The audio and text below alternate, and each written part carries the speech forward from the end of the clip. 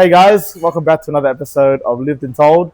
Today I got here my good friend Lina. Hello. I got here Lina, the founder and co-owner of Resilience Performance. Yes. Been in the industry for 7 years. That's right. Yeah, 7 years. Been a strength coach and a nutritionist. Did I tell you this, or did you search up? Bit of research always goes. Wow, I love it. Bit of research goes well into the podcast. We are well researched here at Lived and Told. That's it.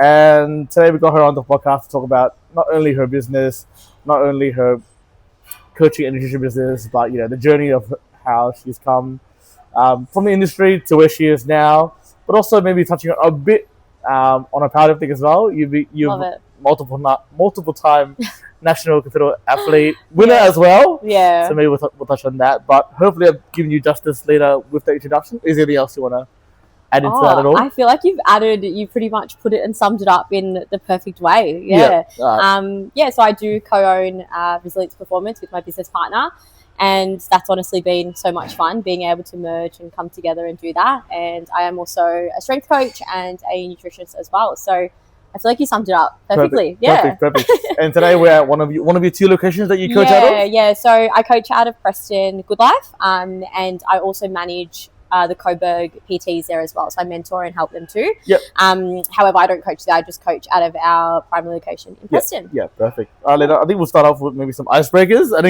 you've been nervous before this, but maybe we'll do some icebreakers to break the tension. All right.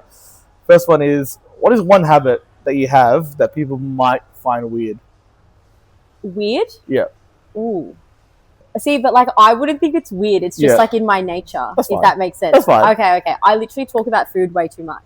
I talk about how much I love food, and I think just the health and fitness, I talk about it way too much to people. I wouldn't say it's weird.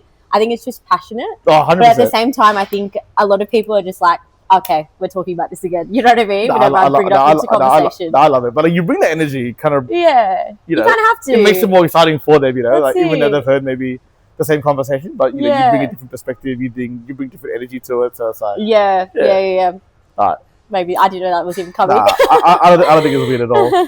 If you had to teach a class that was unrelated to your profession... Yep. What would it be? Okay, unrelated to my profession. Not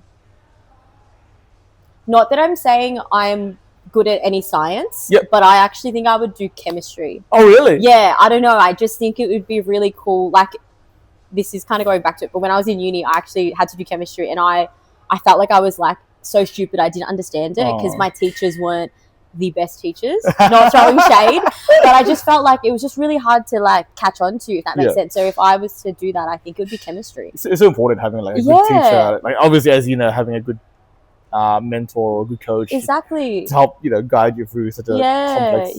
There has to be a lot of passion and care around it as well. I feel like there wasn't that much, but anyways. That's a really familiar, on chemistry for a second, that's a really familiar thing that I've heard a lot from people that did it in year 12 or did in university. They found it super hard, out of all the sciences, out of biology or whatever else they did, they found chemistry ridiculously hard. Yeah, I feel like you just get thrown into the deep end and you don't know exactly, you don't know the periodic table, for example, and you're just thrown into it and you're like, okay, you have to do this, and then you have to do, and there's just so much to it, so I don't know.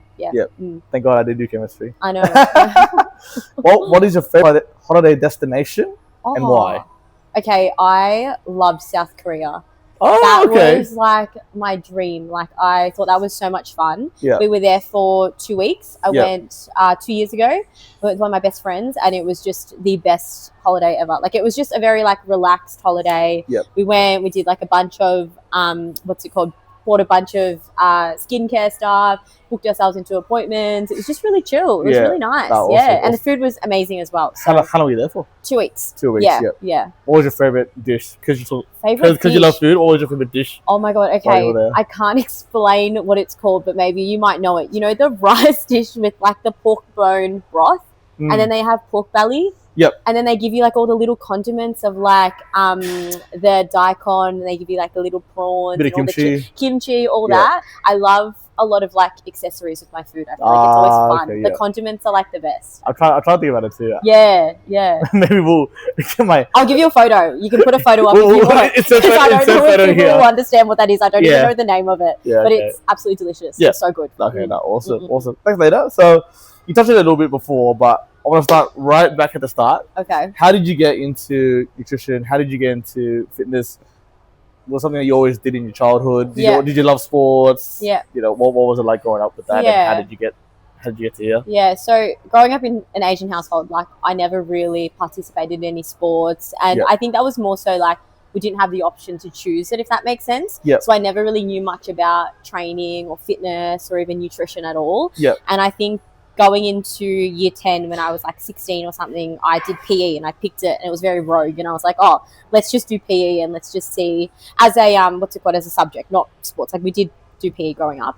But and then I did it and I was like, oh, this is kind of cool. So then I just signed myself up to a gym, got mum to sign it because you need to have under 18. Under 18. So I was 16. I literally signed up to a gym right near my high school at the time, and I went to the gym and I kind of was like just thinking, oh, I'll just do it, but it wasn't fun. Like I took it as if it was like punishment, which is really bad. Like it was more so kind of like, if you want to look a certain way, you have to train, you have to do this. So I feel like I put myself in a really negative and an unhealthy relationship with training and nutrition at a young age. And then of course I did that for 2 years and I didn't know any better.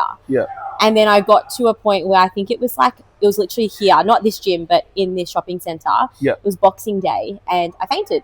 Oh shit. And I fainted, and I knew that was because I was under eating and overtraining. I was training like twice a day, morning and afternoon, morning before school and then after school. Oh goodness. I know, exactly. And I put myself in that position. I was doing that for 2 years, and then when it happened, I was like, no, I actually need to like fix my health or do something about this, because I can't be under eating. I can't be feeling, fatigued all the time, fainting, fainting really in the busy gym. Yeah, exactly. So I didn't want that to happen. And then I signed up to here when I turned 19. And I just got a personal trainer. And I literally just learned heaps off her. And essentially she taught me like a lot of things at the start, and I really enjoyed training, and I realized that I was quite strong, and I actually stopped punishing my body, but I actually just started training a bit more, eating a lot better, eating more too, and just enjoyed the process of it all. It's just so many questions that comes from that, but I know. I think we show you such a personal story. Well, I guess the first question that came to mind was being in an Asian household that wasn't athletic or wasn't into sports and whatnot. What was their reaction when you were like, "Hey, mom, I want to join the gym. Hey, mom, I want to start training and whatnot"? Yeah, I guess like I have a very supportive family. Awesome. So like anything that I kind of say to them, they'll be like, oh, why, like what's the reasoning behind it, but they'll always like back me and help me with it. So mum was obviously like, okay, well you need to work and you need to be able to pay off your membership at that time. So obviously I picked up a job for this as well, and then I was like, okay, I've got the funds now, I can pay my membership, I just need you to sign the Guardian thing. Like I just need you to sign it because I need to go to the gym. So I guess like their response was always like, I want to say like you have to kind of work hard for what it is, if that makes sense. But obviously when it all kind of happened and they realized it was for my health, they were like, okay, like this makes sense. Like, if you wanted to do this. 100%. And not to give away my age or our age difference, but when I first started going to the gym, probably a bit older than you, around 18, 19, it was, bodybuilding.com or, YouTube videos or like, just random programs started on the internet. How did you navigate your face through that? Like that initial phase? Mine, so that was yours. Mine was like Kayla Eats Science and also Sarah's Day. Like both of those two were just like the influences I felt of Australia, not even Melbourne. And you just go on social media or you just go on like Google and you just search like the workout that's going to give you the best like bum, or the best workout that's going to give you like that you're going to sweat the most or whatever it is, or like, how do I lose fat and be in a calorie deficit? Like those were the simple questions that I just didn't know. I just didn't know the answer to it. And because like we don't learn that stuff. You know what I mean? Like we don't learn anything about, or we don't learn that much in our nutrition growing up at all. 100%. So 100%. Those were the kind of people that I worked around or kind of based my program around.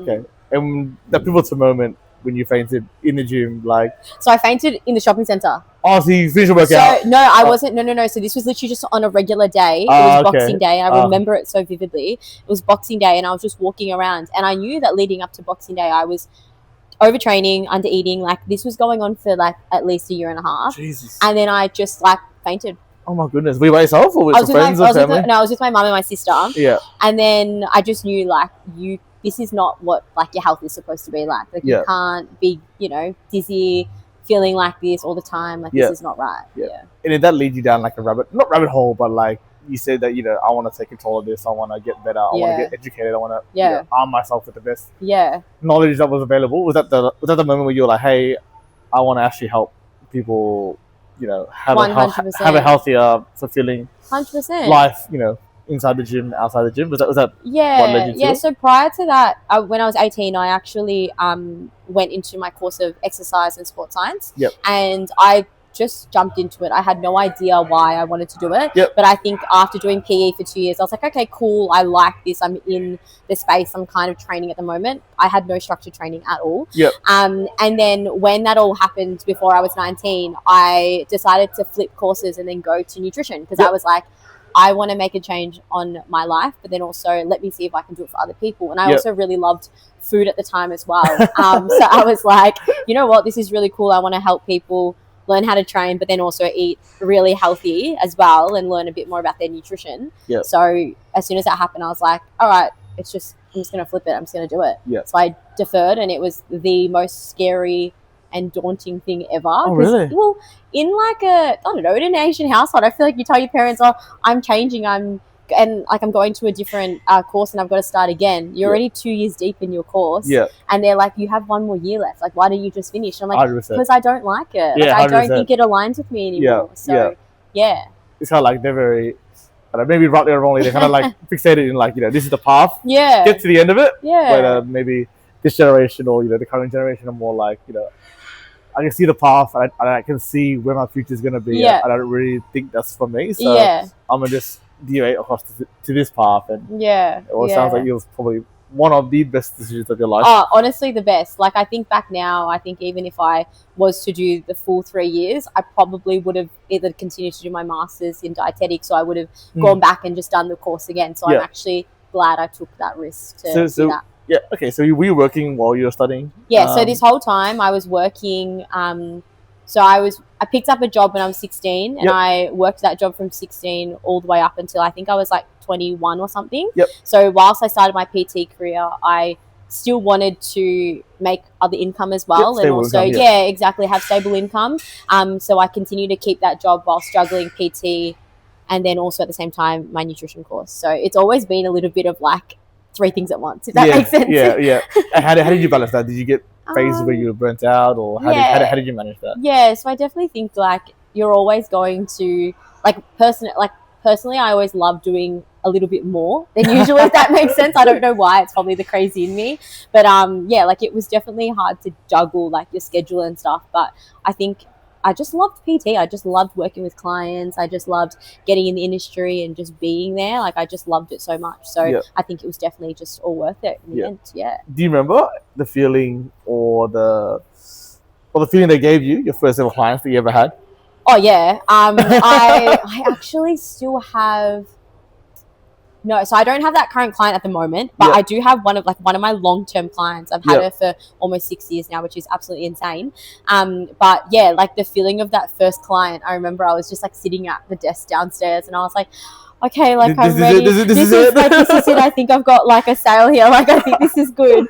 And you never really like know what it's going to be like until like they kind of sign on and they're like, oh, they're just normal. They're just everyday people. They're like, yeah, I want help. And then you're naturally just like, okay, cool, like I'm the PT here, like I have to be the profession in this, so let's not get too excited and ahead of ourselves, if that makes sense. I know, exactly. It's always kind of like, oh my god. But I actually still keep in touch with that client, so it's actually really cool. It's actually really cool that so very nice. Or shout out to them. I know, shout out to them. We talked about it offline about my podcast in terms of when I started what I wanted to do, and then talked about the end goal, what it was.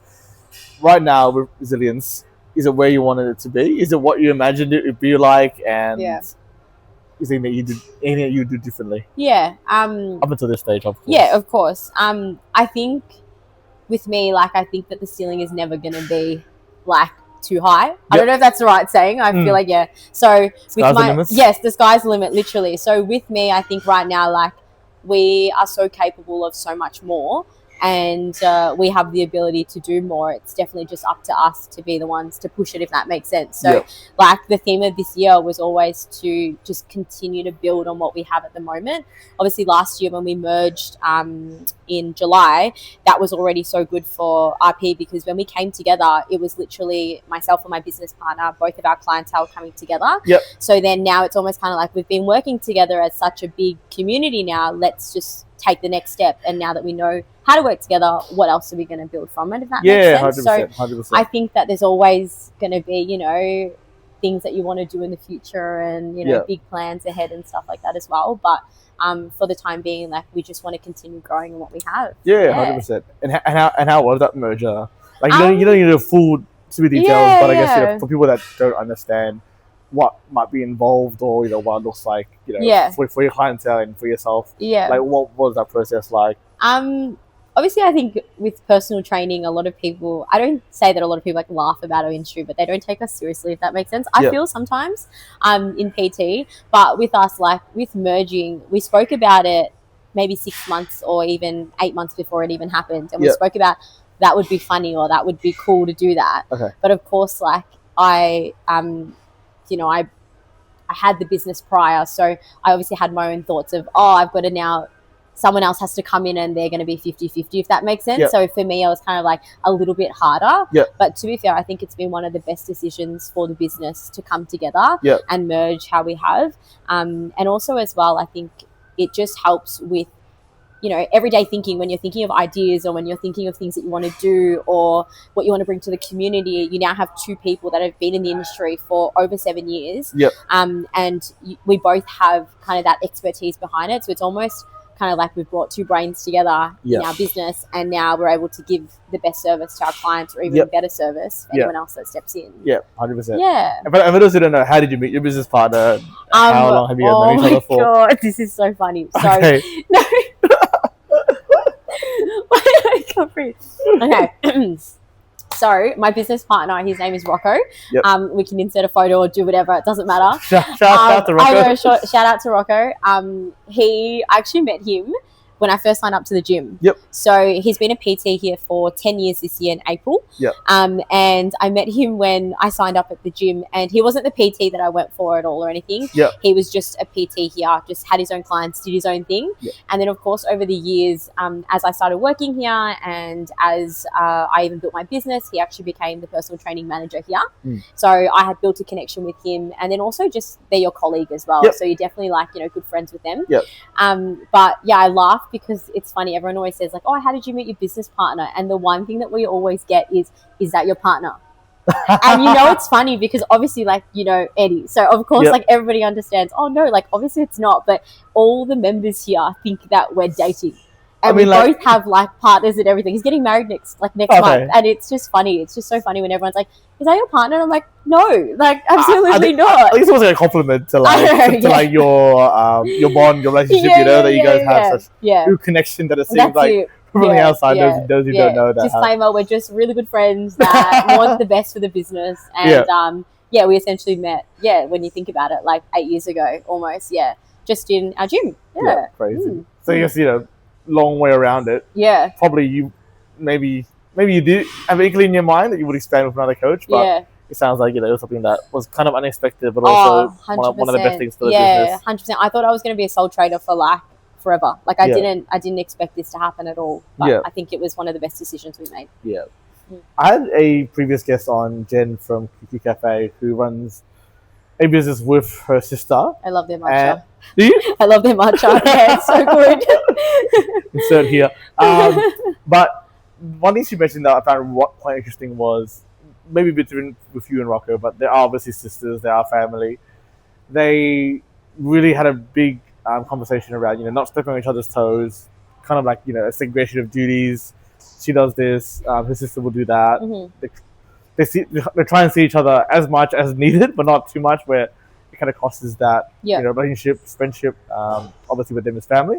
How do you guys do that within the business? Has it happened, and how have you guys kind of separated that out? I definitely think that there isn't like written or spoken, or we might have had some spoken boundaries, if that makes sense, but it's nothing that we like write down and we're like, okay, this is what needs to happen. I only see you for this amount of hours or this and this. You know what I mean? Like, it's not like that. We work in a gym and we see each other pretty much 6 days a week, essentially.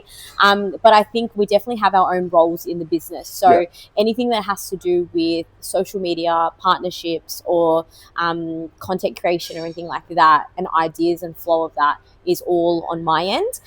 And then obviously we do the coaching ourselves because we're both PTs and nutritionists. So we both do that side of things. And then anything that has to do kind of more so with the finances, the accounting, bookkeeping, all that is all on Rocco's end. So we kind of stick to our strengths and our weaknesses because we know, because we did like a SWOT, just because we need to know before we started, like, you know, where our strengths and our weaknesses lie. So we have kind of dabbled into that a little bit more. Okay, awesome. So yeah, we do push that, but we also can, like, I can also step in and do anything that is finance related, and he can also step in and do anything that's like social related, if that makes sense. So we can, but we kind of stick more to what our strengths are, just to make sure that RP has the best person behind it, or kind of the best content that comes out, or whatever it is, if that makes sense. Okay, it sounds like across different businesses the key is, doesn't need to be like similar for you and Cookie. It's not a hard fast this is what the rules are. It's more just like, all right, what are my strengths, what are your strengths,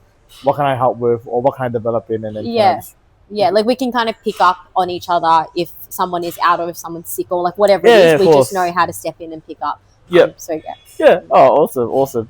And probably going back to when you first started industry, it probably changed a lot. But I wanted to ask this: being a female, what was it like stepping in industry, and how has that changed over the years? From the outside, it looks better, but obviously I'm not in the industry. I don't work in it day to day, so I'm keen to hear your thoughts around that and your experiences. 100%. I think this one hits home a bit because it's like you're a female stepping into a very male dominant space, and you're also wanting to make a name for yourself in the industry. So I think when I started, it was definitely like that we had more male PTs than female PTs on the gym floor.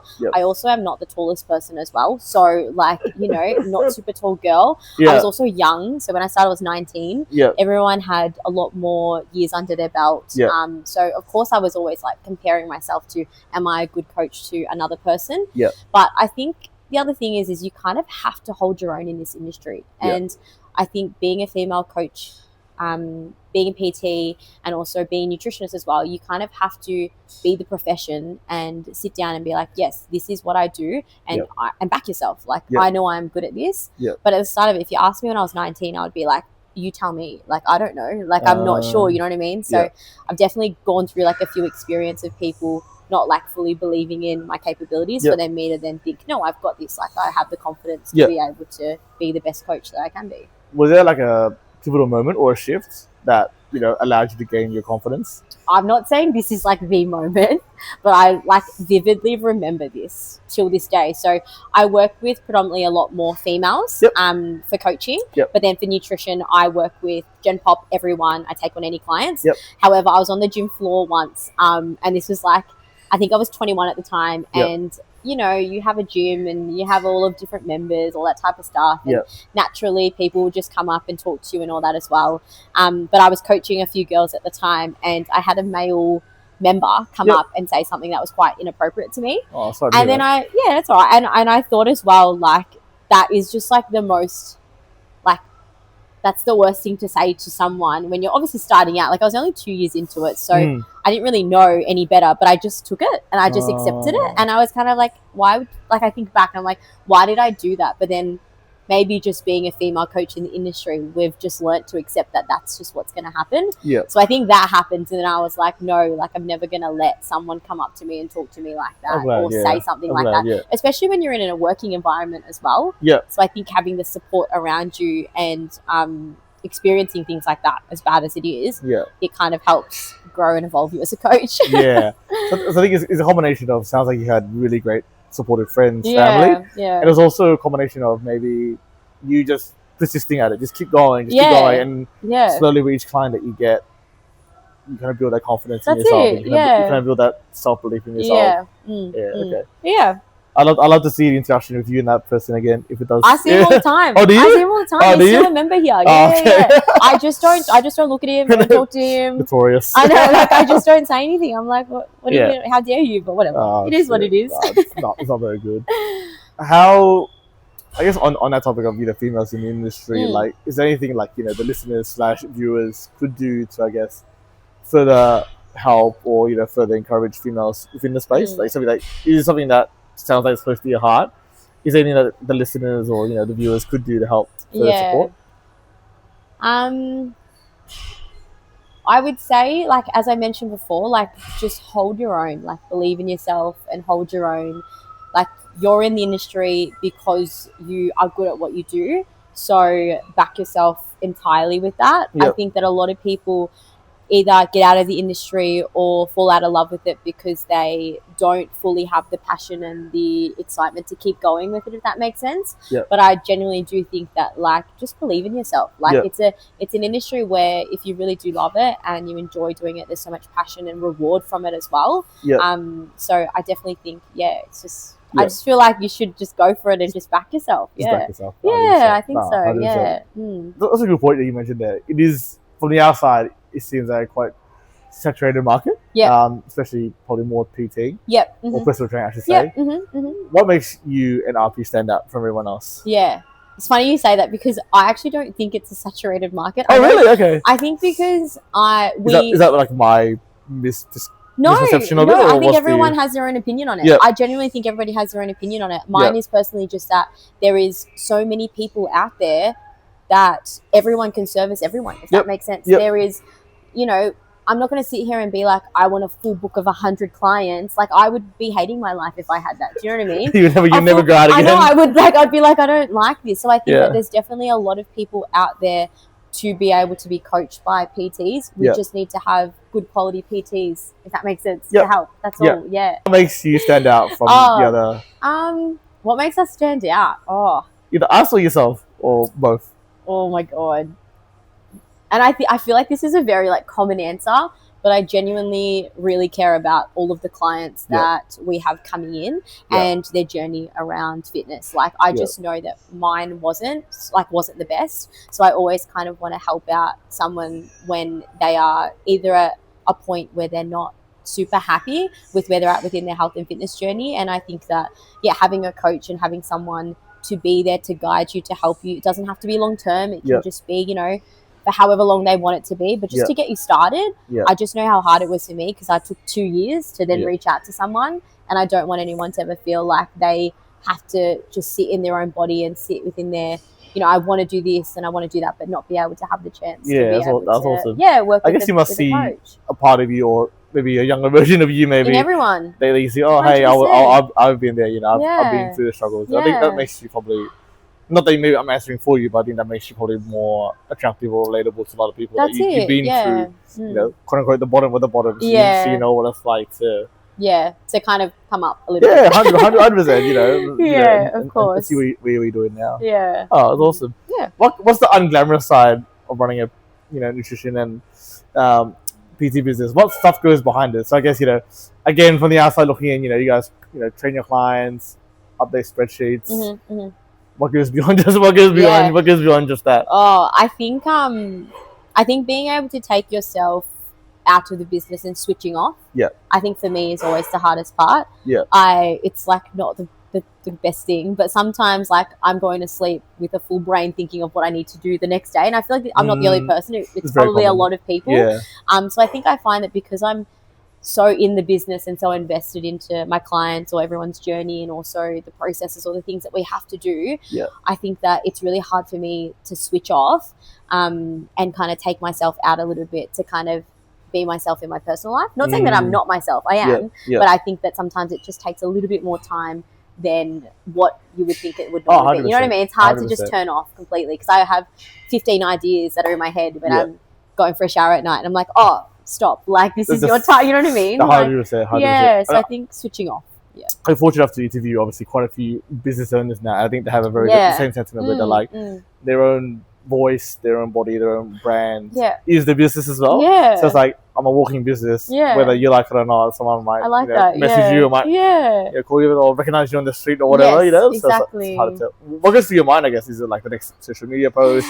Is it next advertising? Is it next marketing? Is it, You're gonna laugh at me. Why am I? Yeah, I'm already thinking it's like the next product we're trying, or like the next thing that yes, like the next product that we want to have, or like almost kind of, or what's the next couple posts that we're going to do for the next month, or what is our content looks like. I don't know, it's kind of, or ideas or things that we could potentially do, because we have a really good structure of our foundations in the business at the moment. We get to have the luxury to think about all of these other things. But I could imagine if it was me 5 years ago when I first started, I would have been like, oh, I've got a program for the next person, or oh, I need to do the payments, or I need to do this. You know what I mean? So I think as you get deeper in business, the thoughts are still there, but it's just, it changes and it evolves a little bit more. Is it because your systems get better?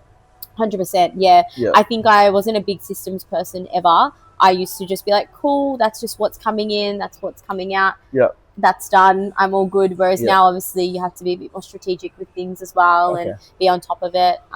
So your systems just get a bit better. And when I was listening and viewing, what is the system in terms of like a PT and what does it look like? Yeah, so I'll touch base on like a few basic ones that we kind of have as a business that's operating together. So we have obviously our payroll. We have that example, one of our systems, or we have our client books as well, or our programming structure. Like when we need to be doing programs for clients as well, we have another system for that.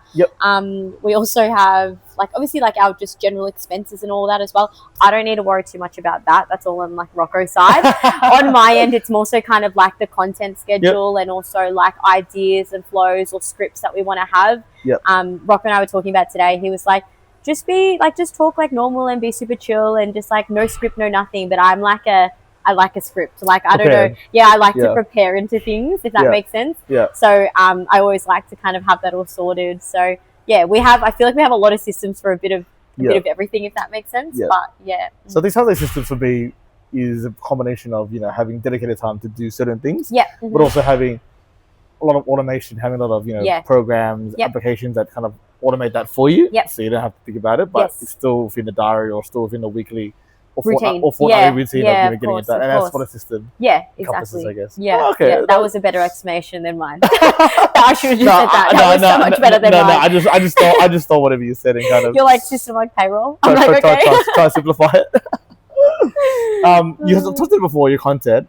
I love the latest ones that you guys have done, in terms of trying. Like, what was the idea behind that, and is that going to continue? And lastly, on top of that, is there any companies that you'd love to work with, in the future? Oh my god, so it pretty much started out because we both love food and we love trying different foods as well. So we were like, let's just taste some random foods and call it, a series that we call We Tried It, so you don't have to. So we can try it and tell our clients if it's good or not. And then it just ended up being a series where every week people would send in like, can you try this? Can you send this? But like, obviously our content, we like do our batch content where we film it all and then we edit it and stuff like that. But everyone would be like, oh, can you try this week? Can you do this? And I would sit there and I'm like, oh my god, like people are really involved and invested. And people were sending me like ideas and recommendations. Everyone's like sending me so like, let's put it on a list. But then we would look at some things as well and we would be like, oh, we have to kind of think about, is that even like health related, if that makes sense? Because at the end of the day, like, our roles and our jobs and what we do. Has it evolved? Like people send you like stuff to try, like as like foodies as opposed to like health? So people have sent us just like different companies and stuff like that, of like, even if it's just ideas of just like food things that have just come out or drinks and stuff. But we've always tried to stick to it being a little bit more like, if it is, let's say, like a high protein dessert, or just like snacks and stuff like that everyday people would want to have, or meal prep options that people may not have tried, that are a little bit cheaper on the market. So we do really like doing that type of stuff in that series, because it's fun, because we get to try it and then we also get to film it and show people, and if they like it, they like it. If they don't, so be it. It's not our fault. Like we said, we didn't like it. I mean, like that's your job to make them like it. Exactly. You're just giving your unbiased opinion. What's been the best thing you've tried and the worst thing you've tried? Best thing. One that you have now, you're like, oh my god, that was a really good recommendation. Oh no, I'm thinking about all the things we've tried. Okay. Was it the best? I think it was one of the best. Okay, one of the best things we've tried: chocolate coconut water from Aldi. Oh yes. Did you try it? I had tried it. Yes. was going to bring it. I should have brought it. I should have brought it. Anyways, the best, the Aldi version is better than the Cocoa Bella one. I think. It's not cheaper as well, isn't it? It's cheaper too. It's like $2.40 or something. It's cheap. Shout out to Aldi. I know, exactly. I love Aldi. But but yeah, definitely that was actually, it has nothing to do with like anything at all, but it's just coconut water. Chocolate coconut water was delicious. Yeah. What was the worst thing you tried? Or one thing you're like, wow, this is... Okay, I've got it here. Like, I have it here. It was really bad. So it was at Costco. It was probably one of our most recent ones. At Costco, we bought these like chocolate protein peanut butter balls. Oh. And no, but they were just like dry. They were just dry. They were high cal, dry on the inside. Like you bite into it, it's supposed to like ooze. And granted that like we didn't microwave it or anything. Yeah. Like you don't expect a protein ball you to just always do that. You know what I mean? Yeah. But yeah, it just was like dry and it was hard to swallow. And we just didn't like powdery. Yeah, those days should be gone. I just didn't like it, and it was super high cal. So I was like, I don't know, it just wasn't my favorite. Yeah. No, I'm a big hater of like anything like super powdery. Like 2026, it should be a bit smoother. Exactly. Exactly. Should have the technology to be able to sort it out. Exactly. And the last question I touched on.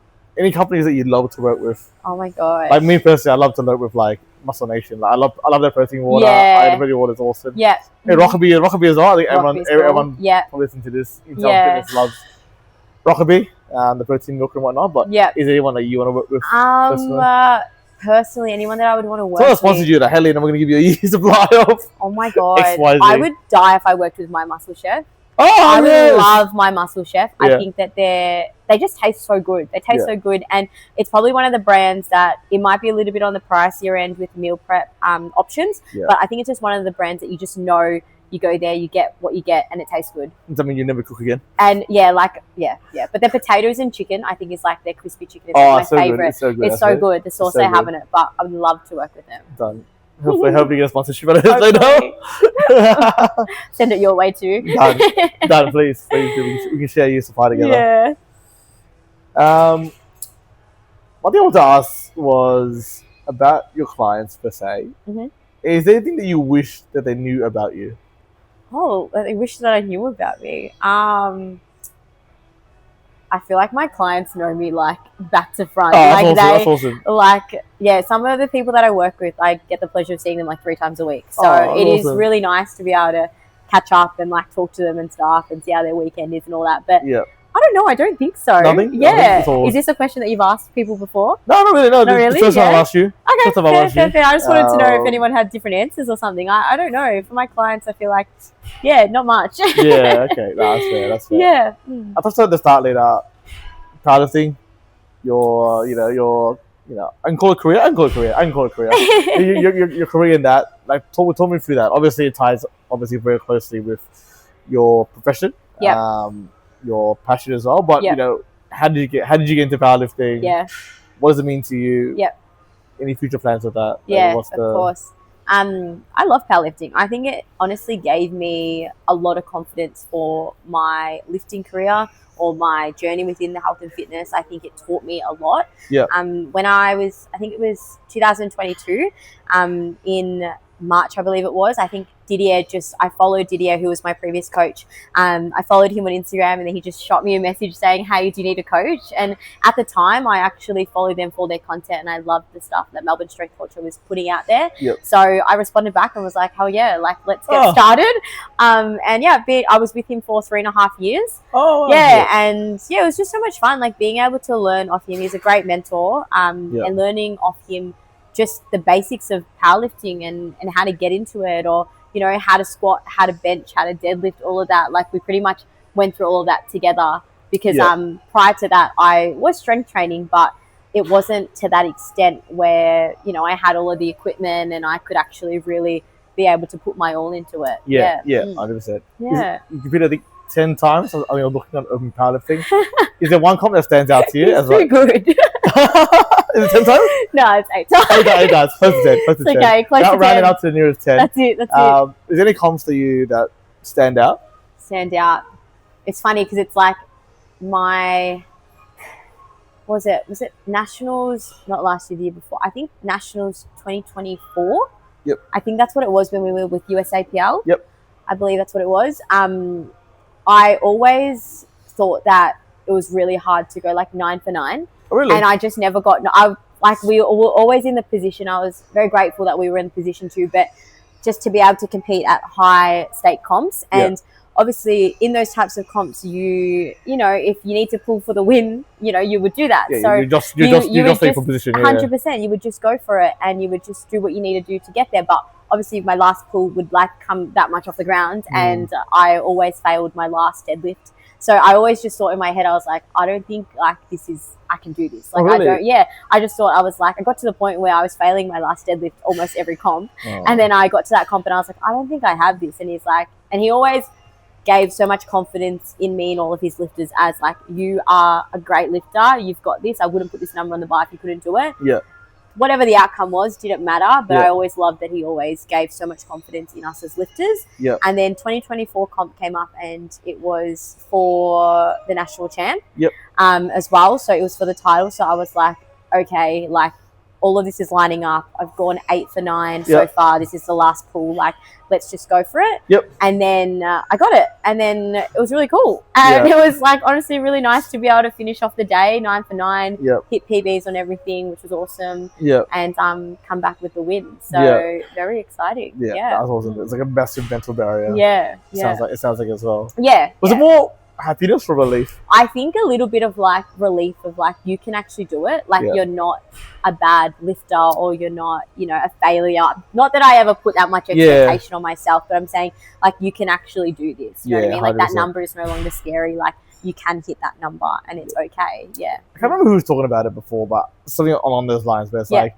as much as you tell yourself you're good at ABC, you kind of need physical proofs of evidence that you're getting there, or you are. Yeah. You know what I mean? It's like, I'm a strong person, but it's like, you know, how do I recognize that within myself? Exactly. Or, you know, like, I keep telling myself I am. Yeah. But like, at that point, are you with the Lulu, or you like, you start thinking about it? It's like, where's the physical proof that I'm actually getting better, or I'm actually strong? Yeah, I think it's kind of just the competitiveness in us, the nature in us of it just being like, cool, you can do it, but can you show it? You know what I mean? Can you express and it's one of those things that I feel like we're always just fighting a mental battle, like back and forth with ourselves, just being like, you know, what's the next goal? What's the next thing? Like, did you tick that off? You know what I mean? So yeah, I feel like it's actually quite common. Yeah. Since you started powerlifting, or when you started competing in powerlifting, did that lead you to get more clients? Did it help you grow the business as well? Inadvertently as well? Or? Yeah, so I think it definitely did help with that, especially because I work in a commercial space. So not a lot of people here train for powerlifting or ever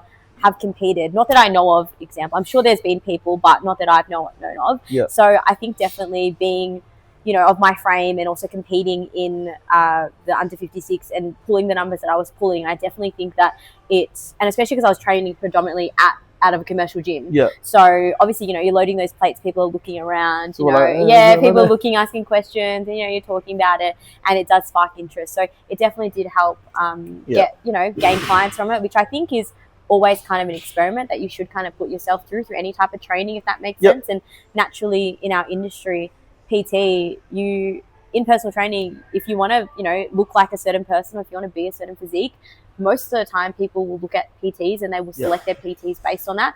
As much as, you know, we hate to say that looks don't matter in that sense, I think that we've kind of come to terms to understand that sometimes that is the case. But it's more so just, I feel like in a commercial space, when people are looking around and all that as well, that's naturally what they do. So yeah, and your knowledge, of course. It's interesting. Do you guys try and overcome that? Pardon? Do you and Rocco try and overcome that as part of your business, or you kind of lean into it, like you said? No, so it's funny because obviously I said that, but I think as well, like any coach can be a good coach with the experience, and also with the, like, how else would I say it? Like, yeah, any coach can be a good coach with, of course, the experience and also the time that they've had within the industry. I'm not here to say that, like, you know, if you look a certain way, you can't get clients or anything like that. That's not it. But I think it's more so kind of, it depends on the people that you work with. And because we work in a commercial space with Gen Pop, they don't know any better, if that makes sense. Like, they're not on social media all the time looking at the best powerlifting coaches or this and this online. So the best that they know is in the space that they train. So if I'm the only powerlifting coach and nutritionist in the gym, naturally that's all they know, if that makes sense. There's that exposure. Yes, exactly. So I think that doing the comp definitely helped out with exposure, and continuing to do more comps and training in that style helped with the exposure. Especially because if you're on social media and they follow you and all that type of stuff, or they ask, what'd you do on the weekend? You tell you did a comp. They'll be like, that's so cool. I want to get into strength training. And then you can follow up from there. Awesome. So I think it definitely does help. Yeah, that's awesome. And future plans of part of thing? I know you competed towards the end of last year. Yeah. Before your holiday there. Yeah. Any plans for in 2026? So for 2026, I think we want to bring more clients to powerlifting comps. Oh, awesome. I don't know. I don't have any comps planned for myself at the moment. And that's more so just like I haven't fully stepped back into fully training and actually getting back into routine and all that as well. So I think there definitely, there might be a comp there towards the end of the year or even next year, but I'm not like, pushing and fixating on like I need to jump back in. I think this year is going to be about our clients and taking more clients to the platform. Oh, awesome. Is Rocco going to compete or? You can ask him, but I don't think anyone wants to see him in a soft suit. No, you never know. There might be some fans out there. Don't want to see it. You touched on this year, big growth mindset in terms of the business. Yeah. Walk us through, I guess, without giving away too much. Yeah. What are the plans for the business this year?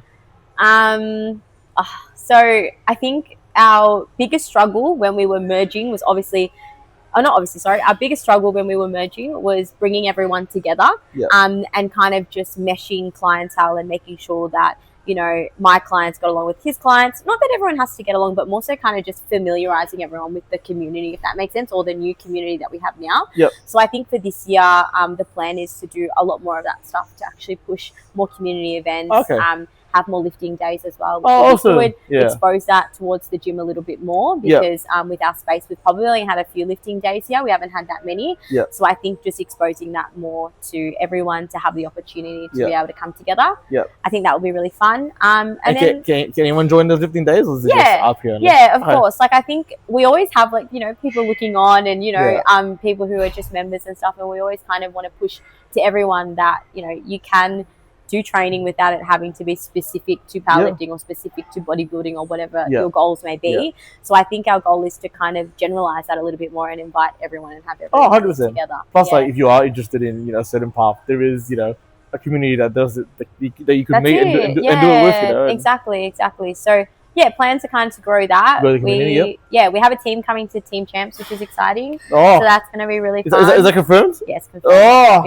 Don't ask me for lifters. I'm not going to announce that. No, that's fine. We'll keep it as surprise. That's awesome. Awesome. So I think those that haven't listened, I did an episode with head coach of the Strength Fortress, who hosts that competition, the Team Champs. So if you haven't listened to that, listen back to that. But in a nutshell, it's basically a powerlifting competition where there's a team-based element to it. Normally in powerlifting, it's very individualized. Still individualized, but you're part of a team now towards the overall score. So look out for RP this year on the 6th of June. 6th of June, first day. So it'll be really fun. I think it'll just be good to take a team and be able to just put our branding out there and our team and show that, who we are, and also just to come as a team. That's awesome. Nice. That's awesome. Exciting. Very exciting. So you got, community day. Bit more powerlifting. You got Team Champs going on. Anything else you want to tease out there? What else? I don't know. I think that's about it. More mentally switching off. Hopefully switching off a little bit more. But I think it's a part of the crazy enjoying the business is always kind of thinking about what's next and what you want for the business. So that's awesome. I did prepare some rapid fire questions for rapid fire. Probably in as little words as possible. All right, ready? Yeah. So these are more nutrition and cool strength based questions. Ready. Simple mistakes people make every day with their diet. Are these supposed to be like quick? As little words as possible. Okay. Not having breakfast in the morning. Skipping breakfast. Really?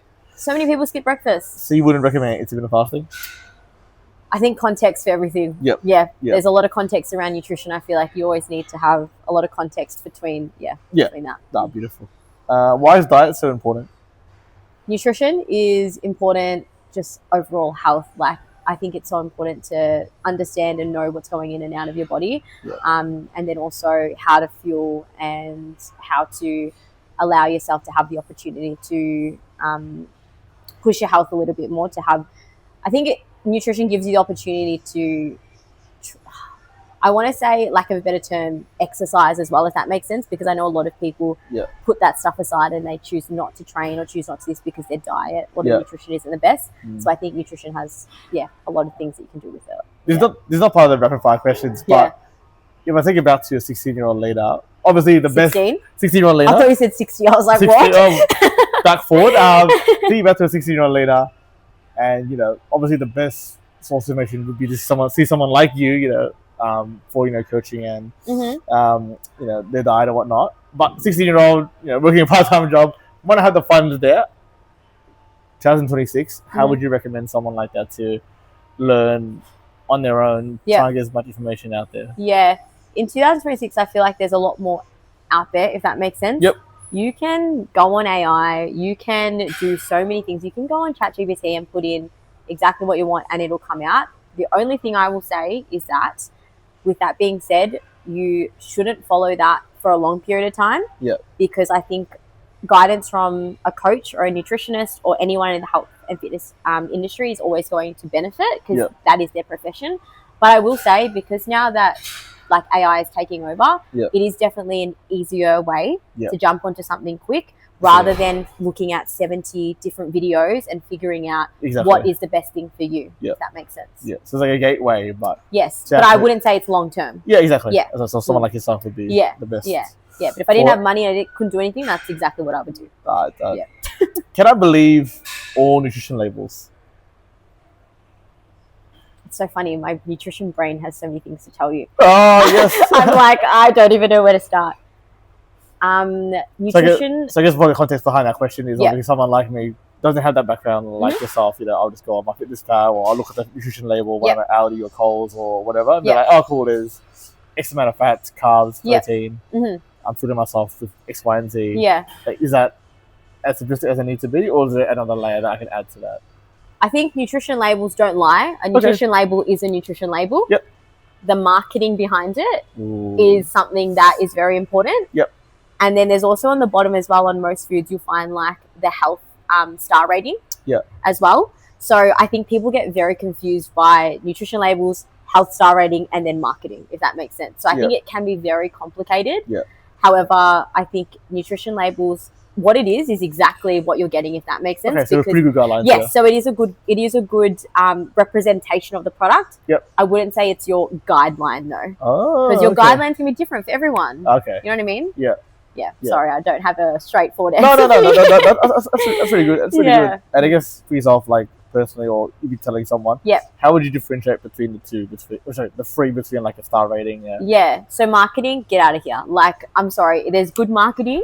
And there's bloody great marketing, and I sometimes fall into that as well, obviously.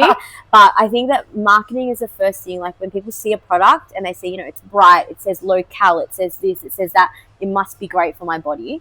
You know what I mean? And then the health star rating might be like a 1, which from 1 to 5 is obviously a lot better. 5 is better, yep. But in context, sometimes like you might find a health star rating as 5, and it's like, oh no, not 5, sorry. Oh, 5 and it's like water, if that makes sense. It's stupid. It's really, really stupid. Sometimes with the health star rating, it can be very confusing as well. So I definitely think that when you're looking at a nutrition label, it's really important to understand and know how to read it to see what is actually in that product. In terms of like ingredients? In terms of ingredients, but then also to be able to read example, like learn how much fiber, learn how much protein is in per ingredient. Per product. Yep. But I think that sometimes people get taken away by that because they see the marketing first and it's already in their shopping bag or whatever it is, and they haven't read the nutrition label. So every single time they're going out to buy something, they're going to go for a low calorie option because they're like, oh, that must be the best on the market. But the ingredients might be like that. Terrible.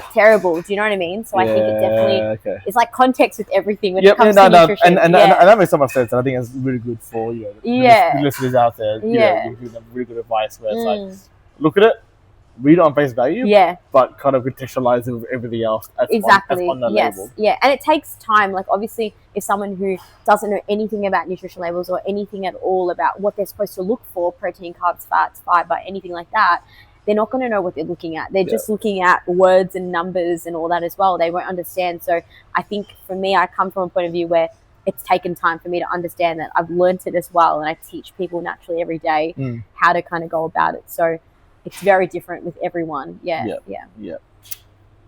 Do supplements matter or just placebo?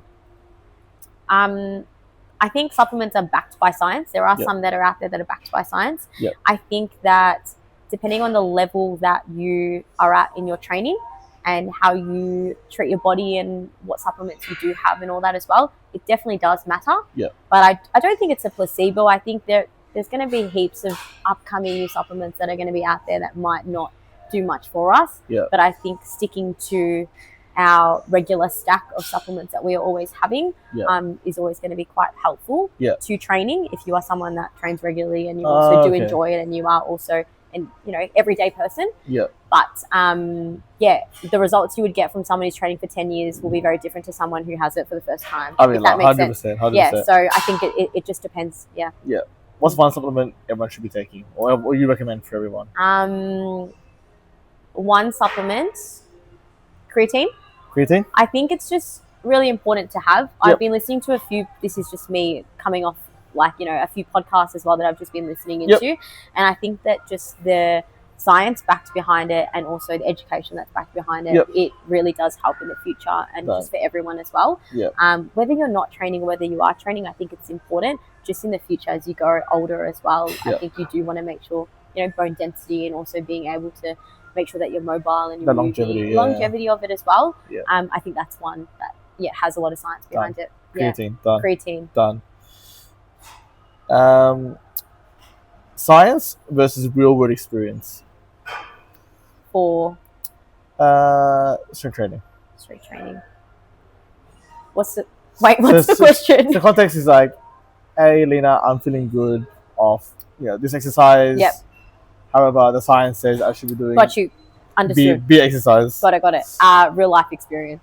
Okay. Yeah. Real life experience, because everyone is always going through something different. So you're never going to be able to tell someone to squat at squat at a percentage base of this.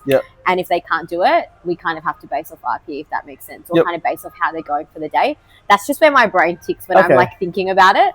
But I don't think that percentage-based training is bad or anything at all. That's just an example that I'm using. And I think it always depends on what the client in front of you is saying, and also knowing the client as well. You could have a client that comes to you every week and says, I'm tired, I'm sore, I'm this and that. But you just know that's normal because that's just naturally, they don't want to push because this is just something that they do. But you also might get a client that trains super hard every week and then one week they're just off. And you just know, okay, you clearly can't push it this week. Let's pull it back a little bit. So I think that's the beauty of being able to do face-to-face and online, is having the rapport to be able to have the conversations around that. And to know as well. And I think it relies a lot on the athlete being honest as well. I think like you said, it's building that rapport with them so they can be honest with you. Hey, Lina, I feel like shit today, or I feel like $1 million today.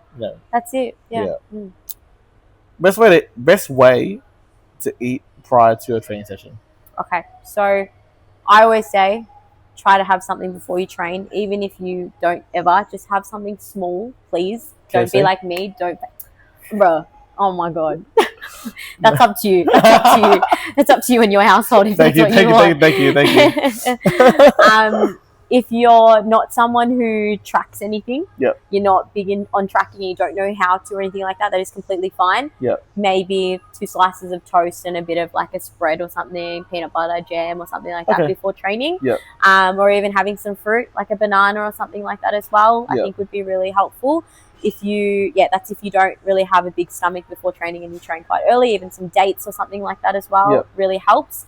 If you are a little bit more into tracking and understanding a bit more of that, I always kind of run between the 0.5 to 1 gram of carbs per body weight, if that makes sense. So for myself, I would sit roughly around giving them an estimate of 30 to 60 grams of carbs before training. So that kind of results to similar to what I just said before, if that makes sense, about the toast and the dates and stuff like that as well. So I think, having options for people who don't know how to track is always really important, and then options for people who like to be a little bit more on top of it.